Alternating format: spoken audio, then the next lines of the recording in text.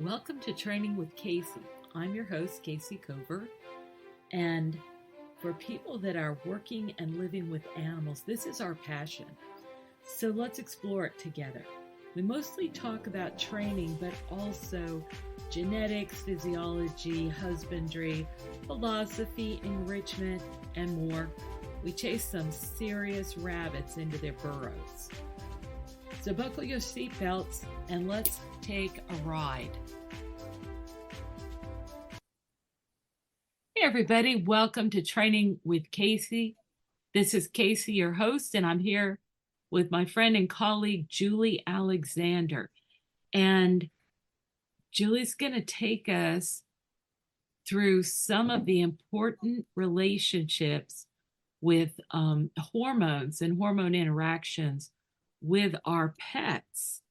So, Julie, I know you just got out of a Christmas party, so you're kind of segueing to something kind of serious. So, say hi and welcome. And Hey, folks. So, hormones are so incredibly powerful, and the interactions that go back and forth with them, like Casey, what we were just talking about, the axis, the HPA, hypothalamus, pituitary, adrenal axis, these three glands go back and forth to regulate things. And a problem with one of them can wind up interfering with the other two. Mm. One common one with creating adrenal problems is something going on with the pituitary. If a tumor or a cyst forms on the pituitary, the pressure that it puts on it will wind up affecting adrenal function. Sometimes it'll cause hypo, and what is that? Is that, I believe that's Cushing's, a more familiar, hypo would be getting into Addison's or adrenal insufficiency. Okay. And that can have various degrees of what'll happen with it. And then I think it's Cushing's is when you get hyper and start producing too much. And it's not just, of course, cortisol. It can start creating problems with adrenaline. Sometimes if you're low in cortisol, the body tries to substitute adrenaline. That's not fun. And they can create swings in too much energy, not enough energy. It can create problems with cognition, mood. It creates problems with controlling glucose, blood pressure. How can an animal let you know? There are some physical signs that you can look for. You can do some tests, but how can an animal start to tell you when they're getting discomfort with some of this? This is a big deal because I reversed my diabetes. So I was diagnosed last January, February. And by July, I had blood sugars down to the 100 range average.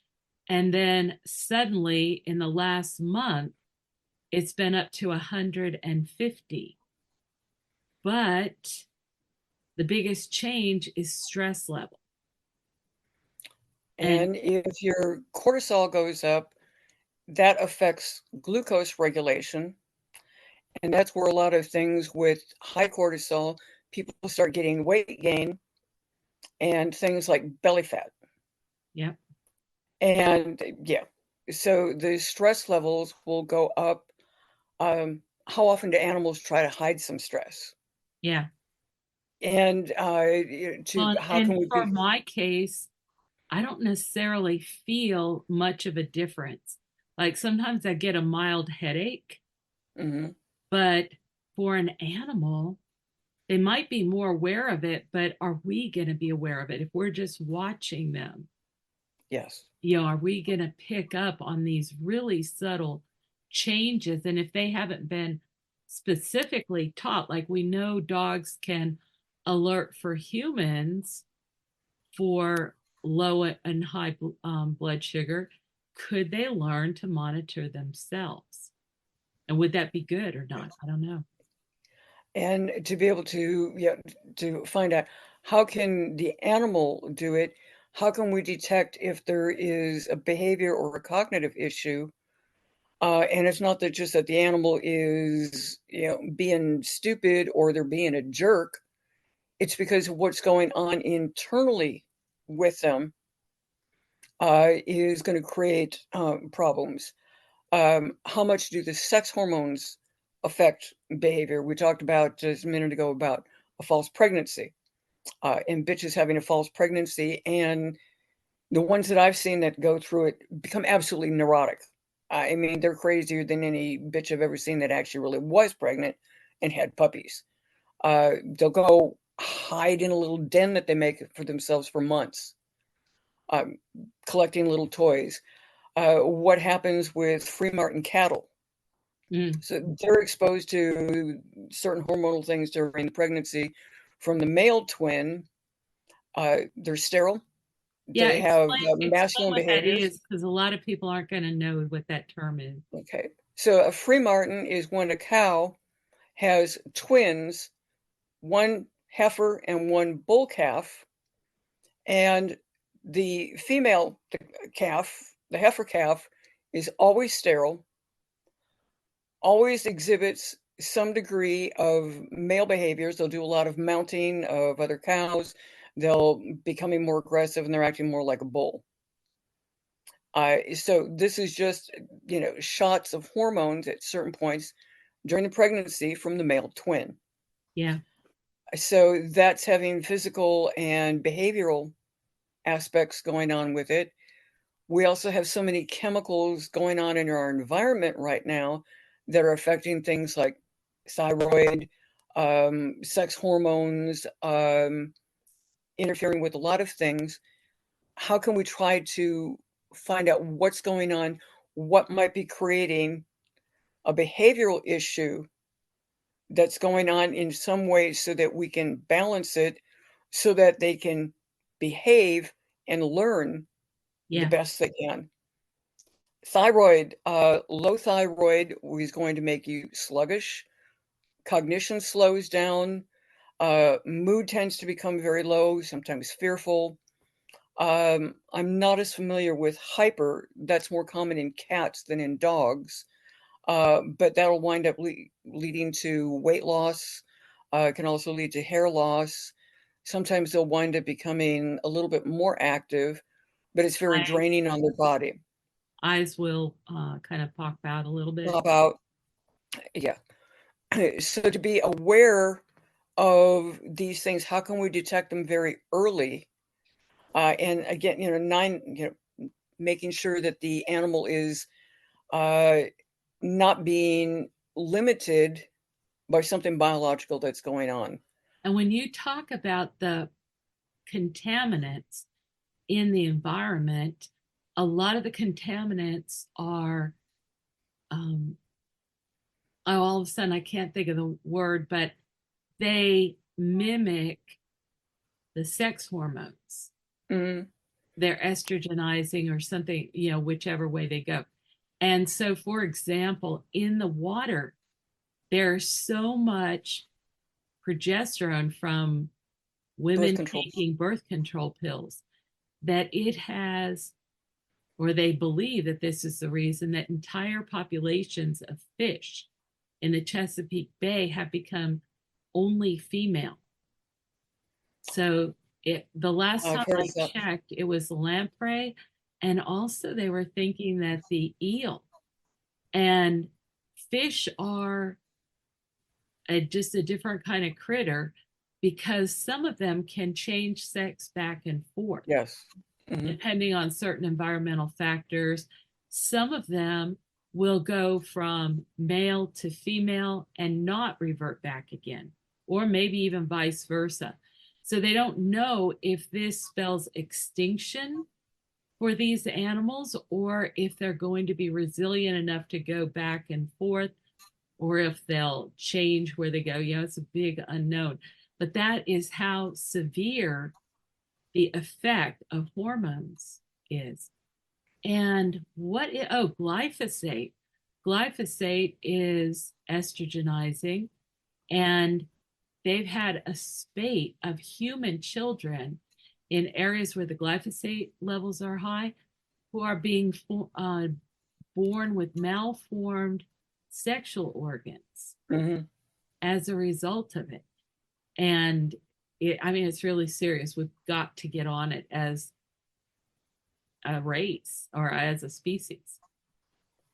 I remember hearing about, I'm not sure if it was the glyphosate, um, or some combination of herbicide and insecticide, but the wives of men who were working in various pesticide things, particularly in rural areas where they were doing a lot of it, were getting exposed secondhand, and their boy children had a high frequency of having a malformed penis. The urethra was coming out someplace on the shaft that it Yeah, it shouldn't comes be. out the top. Yep, that's exactly what I was referring to. And also, wives of farmers have a higher rate of cancer from these pesticides, herbicides, insecticides. The farmer takes off his coverall, And and she does the washing. yeah, the wife does the washing and she picks them up, hugs them to her to throw them in the washer, and it gets the exposure. Yes. So this secondhand exposure, yes, we have to deal with some of this. We have to be able to realize some of the behavioral problems. There was some combination of fertilizer, herbicide, and pesticide that I heard about years Oh, ago. yeah. I remember you telling me that. Something like nitrate, and there were three things. And each of them Individually, individually, yeah, they weren't a problem. but the combination of them was leading to issues in the children being born with thyroid issues, sometimes adrenal issues, high rate of ADD. And so you were coming up with a lot of behavioral and cognitive problems with it. Leave And us to think of something really interesting like that and not be able to remember the details at that moment. We'll have to come back and tell people what that is because that's really. so the things can be, it's these combinations. We have so many of these chemicals out there, and sometimes the various different hormonal issues will wax and wane depending on stress, Yeah. environmental exposure to some of the different chemicals, sometimes a change in diet with thyroid issues, hypothyroid. There's certain things that you don't want to eat a lot of. You don't want to eat a lot of soy products. You don't want to eat a whole lot of the brassicas.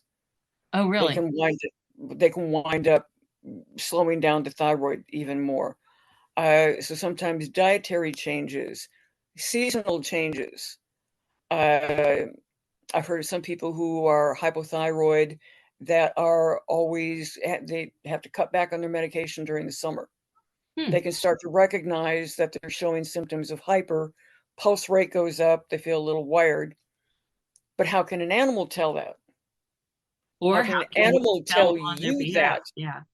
So do you wind up having to be able to do things like going, okay, during the summer, maybe they're going to, are they just getting a little bit more wired? Do you start taking their pulse rate and trying to monitor, could it be getting too high by taking their pulse rate so that you're not having to take them in and get a blood test once a month to keep monitoring it. Uh, or the converse, if it seems optimal range during the summer, and they slow down during the winter, do you need to bump it up a little bit more? Do you need to start checking to see, are they hanging out near the heater more than usual, or is the hair getting thinner? How can we try to stay above it when or do we have to keep trying to take their temperature, stick a thermometer up their butt, every day in the morning to see what Yeah. their In other resting words, we need metabolic to rate is? be aware first and then to come up with a reasonable way to monitor. Yes. And to be able to kind of monitor and notice how much is this creating any behavioral issues either way, or is it going to be showing kind of a matter of comfort? Are they simply more relaxed? Um, but to make sure that we're not just jumping to the conclusion that they're being a butthead when it's things that are going on that they literally can't control. Well, and Or also, it's so complex. My sister's a scientist, and we've been really working on trying to understand how to eat the best possibly, and so on and so forth. And it's not only complex, but it changes. yes. So, again, my study of one. So I get this diabetes diagnosis, and I was really disappointed because I had been losing weight consistently by eating, you know, fasting and keto diet. But during this time, that's when my blood sugar shot up. And I'm doing exactly what they tell you is most likely to solve. I'm losing the weight and I'm fasting, and that's supposed to solve those problems. And really, nobody could give me any help on that, nobody that I talked to. So eventually, I find out about the cortisol. Well, then I was just thinking the other day, wait a minute. When I was in my mid 20s and started working at the National Zoo, I only ate one meal a day, and it was a Hmm. healthy meal and no snacks. And I was extremely fit, and everything was great. I was tiny. And all of a sudden, in the month before we opened my area at the zoo, for the public, I gained 15 pounds in 1 month, and nothing had changed. Like, I rented a room for my boss's family, and his wife served up the dinner, and I had one serving of everything, and that was the end of that. I didn't even make any choices of what I ate. It was just good, healthy food. And then sometime not long after that, I became severely hypoglycemic. So, exactly the same set of conditions that they're saying, Hmm. oh, this is optimal, resulted in diabetes, resulted in weight gain, and resulted in hypoglycemia. So, there's obviously, or not obviously, but there must be other very important aspects. And Hmm. one other thing that's similar, when I was also at National Zoo, of course, I was exposed to lots of different animal, dander and saliva and all that kind of thing. And also a lot of molds and so forth. We were constantly moving shavings and compost and And other, yeah, and there's all of the mold, pollen that could be yeah. getting kicked up. And I often would kind of lose my voice. Hmm. And I was very, very reactive to cats. So I stayed with a friend who had 6 wonderful cats. And every night at 2:30 in the morning, I would lose my ability to breathe. I would wake up. I was in an asthmatic attack and didn't even realize it. And that's a time of night when the cortisol tends to drop. Interesting. So then later on, I owned cats and had Hmm. no problems at all. But I didn't have this other pressure from the Yes. stress of the zoo job and the stress from the huge amounts of animal, uh, antigens. And our cortisol levels can sort of be trained and adjust with the body. Like an extreme athlete might be producing 20, 30 times the amount of cortisol throughout the day that an average, normal fitness person would be. But their body's using it up. Oh, So okay. their body is consuming them and they're fine and they're healthy. So how But does they're one use up cortisol? going through all of the physical exercise. Oh, So okay. because it's involved in glucose regulation, blood pressure regulation, it's being consumed, it's being metabolized normally. So for them, this is their normal level. Well, what happens to them if they suddenly stop? Mm. They have an injury. Their body's saying, hey, boss, okay, we should still be pumping all of this out. So Wow. now they're So that getting can definitely happen to an athletic animal that suddenly, that suddenly, I mean, I've heard of, racehorses coming off the track at the end of the season. How can they take them and wind them down? If you just toss them a paddock, not good. Can you toss them in a pasture with a bunch of other ones where they can chase each other around and burn it off? But to be able to take them off at the end of the season, how do you kind of wind them back down?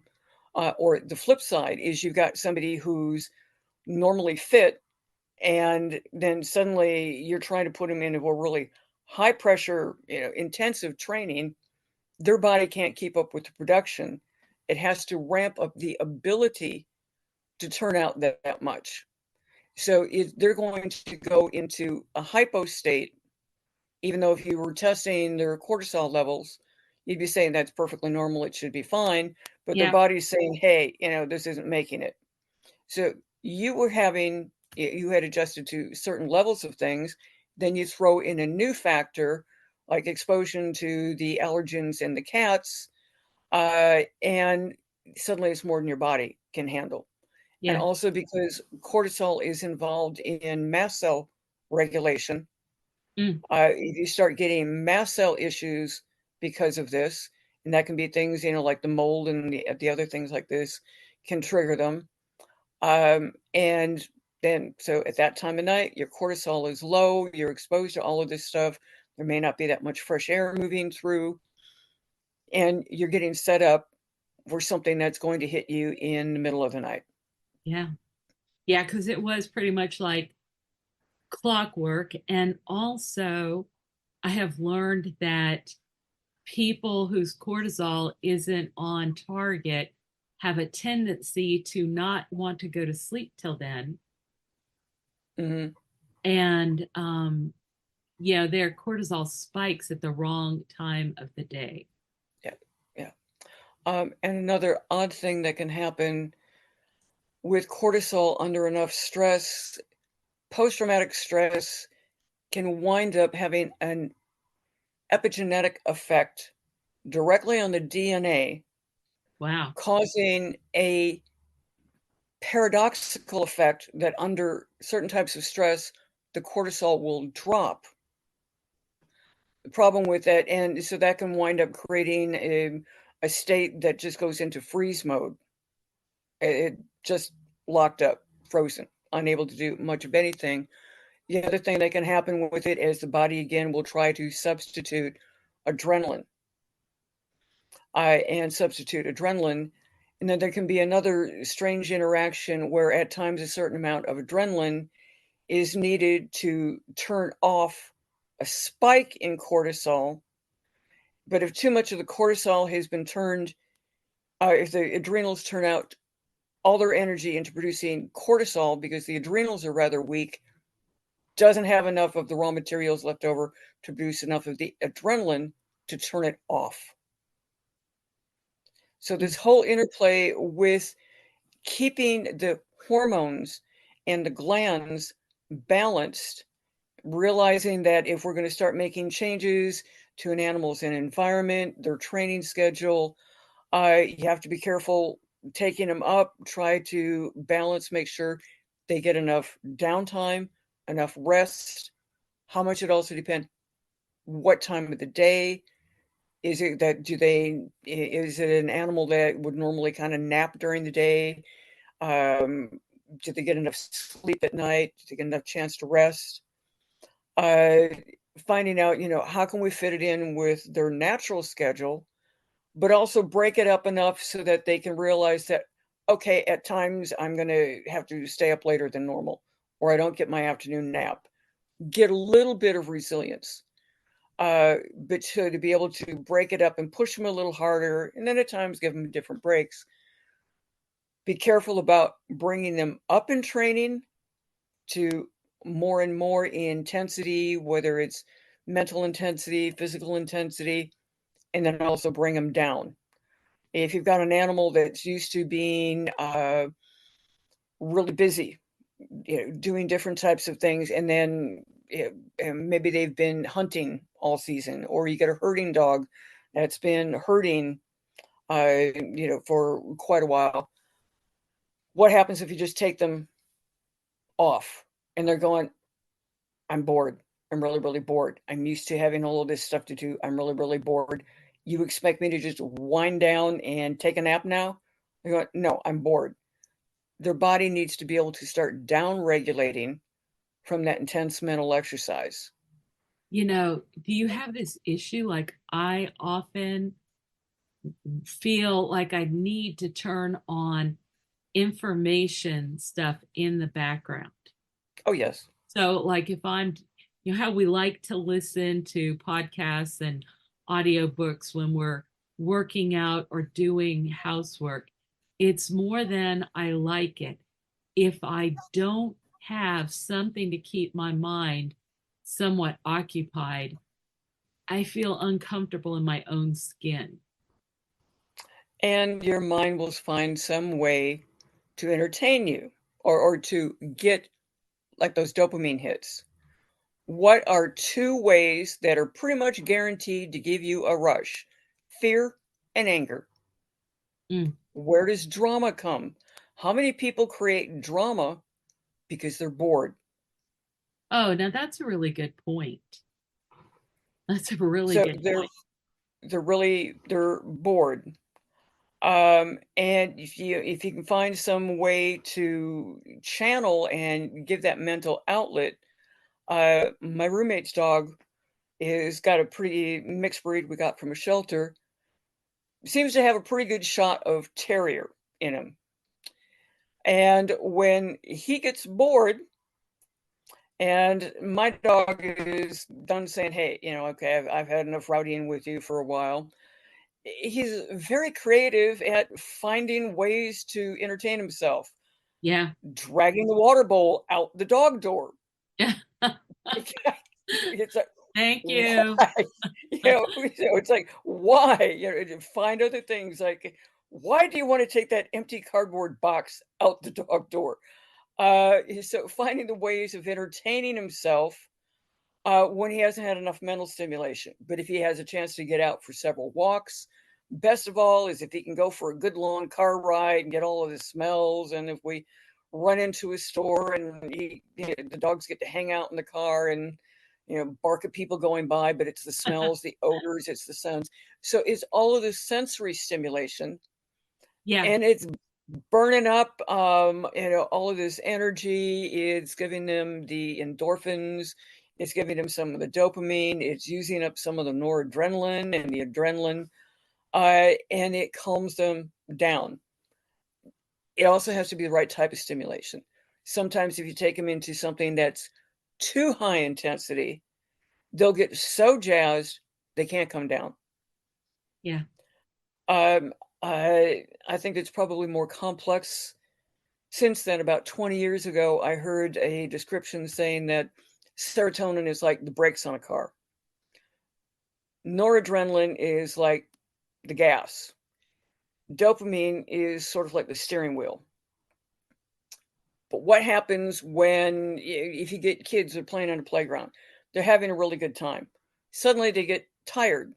Yeah. Well, the serotonin is burning out. The dopamine is burning out, but they still want to have fun. And they think the answer is to keep pressing on the gas pedal. Yeah. So you've got the noradrenaline and the adrenaline pumping up, and the brakes and the steering are gone. So you Yeah. wind up, there's a fine line between fun, a fear, and a fight. Well, and they crash. I mean, that's a good analogy Yes. because they literally crash. So you'll have a child that's hyper delighted.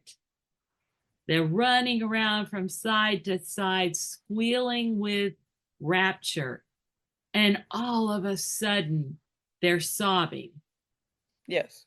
And it's like they can't handle those extreme states. And yeah, that takes us back to how do we prepare animals for this?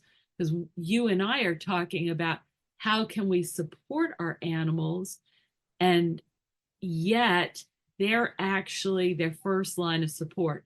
When they learn the effect of dopamine on their system and they learn to choose otherwise, they're the first ones to know that there's a problem. But let's go back to what you were saying. I made a few notes, but if we were going to give people something helpful to apply this information practically, I wrote down that maybe, so I'm running this past you to see if you agree or have things to add. Maybe we should do ethograms on our animals from time to time so that we know what they do at what part of the day. Mm-hmm. One thing that I have read numerous times that really surprises me is that a dog spends 95% of his waking hours sleeping. I don't know how you're supposed to say that. Well, and that also probably depends on the type. Things like border collies that are, if they're working all of the time, they can just work for hours and hours and hours. Or Yeah, Australian cattle dogs. yeah, I mean, how long can you take? German shepherds were bred to be able to be on duty all day. yep. They'd be herding, and then the shepherd could wind up going to town, and the dogs would stay with the flock, keep the flock out of the things. So they'd be working. They would have times of being more active or less active. And you have livestock guardians. They're on duty all of the time, but it's a different type of duty. They're not herding. It's They're like pilot duty listening. where broad durations of boredom with Yes. occasional spurts of terror. Yes. They have to be able to go from 0 to 60 in a flash. So they've always got some part of their brain on duty for sounds, smells that could be a threat. Yeah. But they may look like they're snoozing in the sun. But with Yeah, but they're Wendigo, that we used to far say that, away from jumping up and at them. yes, to be able to go from 0 to 60. And yeah, so, but a lot of dogs, yes, they're going to be spending a whole lot of their life sleeping. Okay, so an ethogram for your dog, know what Hmm. he does and when he does it. Hmm. Look at the effects of stress on that. Hmm. So, um, stress can affect anyone many, many different ways, but many of us have a predominant way of showing stress. Oh, an important thing is that good stress, eustress, can be just as hard on your body as distress. That's right. Well, and there we get back to the kids running around shrieking with bliss and then suddenly tumbling. Yes. And from there, you have to watch for changes. So you get a baseline Hmm. and you watch for changes and you monitor stress. So you're looking for changes that comes from within the dog, but you're also looking for stress because we're all in the business of not showing when we get stressed. And this is Hmm. really serious for animals. Like a lot of animals, if they look stressed, they're going to get picked out by predators and eaten, Hmm. targeted to be eaten. And I have another friend who we were talking about our dogs having ear flare-ups. And both of us noticed that we had significant ear flare-ups after intense tug sessions. What do you mean by an ear flare up? Itching? Yeah. Yeah. So my dog has had severe problems with ears ever since COVID, and he had a hematoma, and we could not get a vet who could treat him at that time. And so we had just gone to the vet and gotten his ears checked, and he had no bacteria, no fungus found in either one of his ears. Went out, did a session with the tug hanging in the tree, right? So he gets to jump up and hang from it, and his eyes roll back in his head, and he just moans and he's Nirvana for a while. And then we tell him oust, and we immediately switch him to deep relaxation. So we're working on that high intensity interval training with Mhm. the reduction aspect, so the rehit. And we got it worked out really well, but nonetheless, he then went into a significant ear reaction episode. And my friend had had something very similar. We both noticed that it came right after an intense tug session. So Okay, so that, it was immediate itching. well, like within 24 hours. That sounds like it could be a mast cell reaction to me.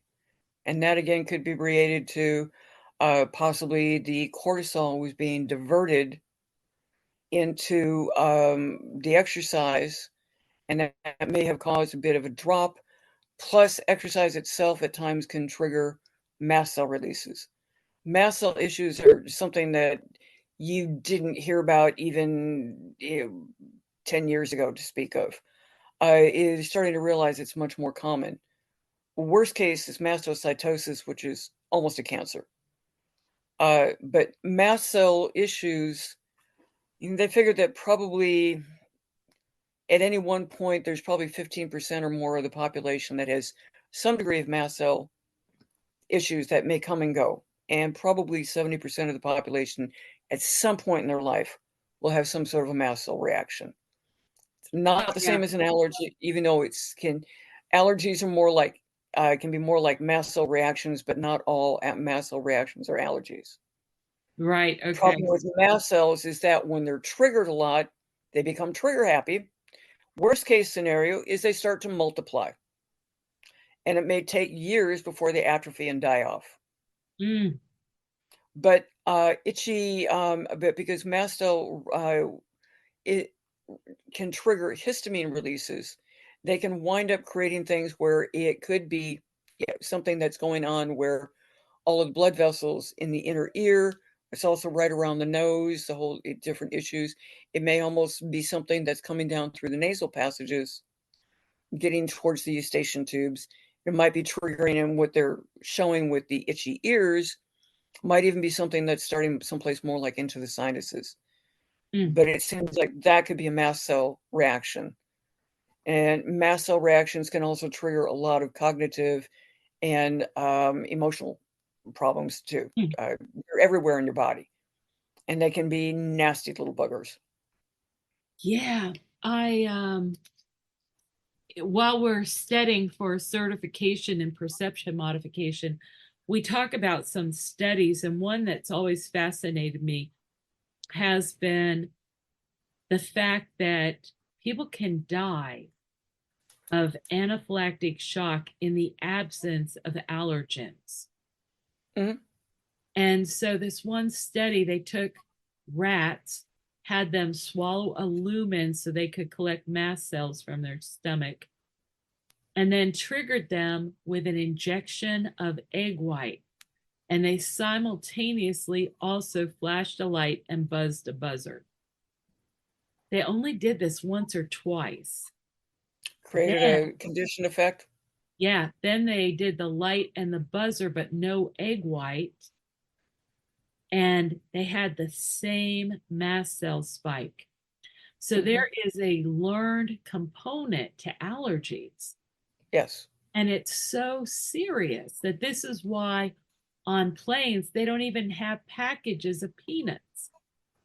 I Mhm. was in the UK and a young woman died of anaphylactic shock from kissing her boyfriend who had had a peanut butter sandwich 3 hours before seeing her. Yeah. I've heard allergies described as like a post-traumatic effect of the immune system. Interesting way to put it. So, and it can be something that can be learned, and it's meant to be a healthy reaction.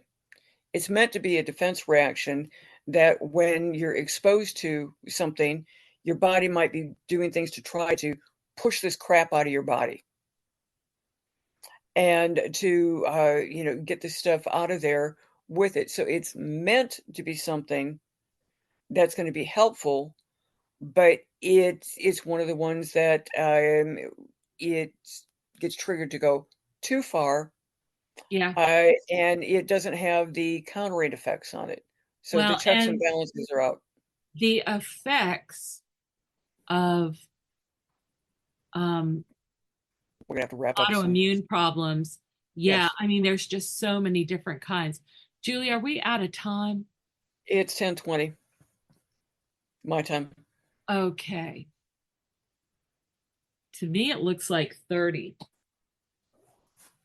Okay, well, my phone's telling me Oh, you're 10:20. right. You're right.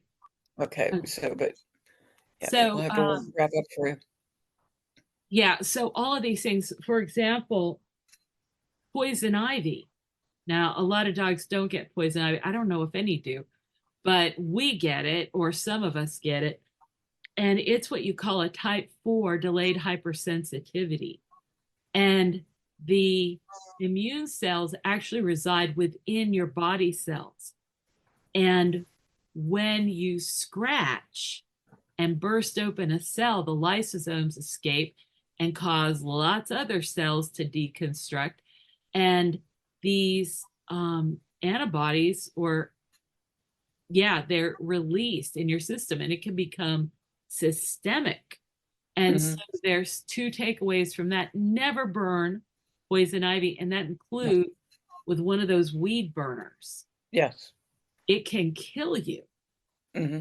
And the second thing is you need to be really aware that you can suddenly become allergic to something like poison ivy or hornet stings or something like that. You know, Hmm. past experiences don't dictate what the future will be. All right, so we've got our ethogram and then monitor for changes in, like you mentioned, pulse, temperature, activity rates, but also monitor for stress. Because whether the animal shows it or not, when there are significant changes in life, he is experiencing stress. So you need to release pressure in other Hmm. places. And this, Checking for also some things like skin characteristics. A lot of yeah, the thyroid issues will pop up in skin conditions. So horses keeping their coats. It's not the fact that they yes. grow a thick coat in the wintertime, it's the fact that they don't let it go. Hmm. That's more of a danger signal. And then once you collect that information, bring that with you to your vet or to your, research online, whatever you're going to do, and try to get on it and be an ally to your animal. Of Hmm. course, each animal is different and they're definitely different than us, but these things, the biology of, you know, by of living animals is mostly the same. Hmm. So when I say that, let me just make a fine point of that. A snake operates mostly the same as a human, as a cat, as a dog. However, for example, a cat will be poisoned by things that are not a problem for a dog or a human. The differences, although small, can be very, very important. So don't Hmm. make assumptions, but be ready to look for those differences, but also to look for the commonalities. Uh, One thing about dogs as a species, the different breeds and the different types are far more different than any other animal on the planet because of the breeding that we've done. Oh, the Horses don't collective. vary. Horses don't vary that much. Mm. But you've got uh, hunting dogs, different types of hunting dogs. You've got herding dogs. The dogs that actively herd are so different than a livestock guardian. we have changed the species so much into the individual breeds. We need to be able to find out what's kind of typical for the breed. Sometimes it's down to the bloodline. And also then from there, find out what's normal for my dog. And if you've got a mixed breed, like, okay, Rascal looks like he's got a good shot at terrier. He can be real chilled out, but boy, if he hears an ant fart, he's up and he's out the door and he's just wired. Yeah. And he's got that terrier sort of bouncy to bounce. And when he's bored, he's creative. Then you get other types of dogs and they're going to be, I'm just real laid back. Or you get greyhounds that, boy, they get out and they run, but around the house, they tend to be just real chill. Yeah, So find exactly. out what's normal for the type and then your animal. And it's about time to wind up for you. Yeah, It's it 10:20. is. Julie, I love talking to you. Every time I learn so So, much. Thank you. so love talking to you too, my dear. And so great talking to you again. And you have a rest of your good night with your next learning thing. Thank you. And everybody, thanks for joining us and sharing part of your day with us. And please like, subscribe, and share. Really appreciate it. Good night, everyone. Okay. So. Hey, thanks for sharing time with me. To help me get the word out, please like, subscribe, share, and most of all, comment. Tell me your thoughts, your experiences, what you'd like to hear about and talk about, and more. So, see you next time, and until then, have wonderful adventures with your animal companions. Take care.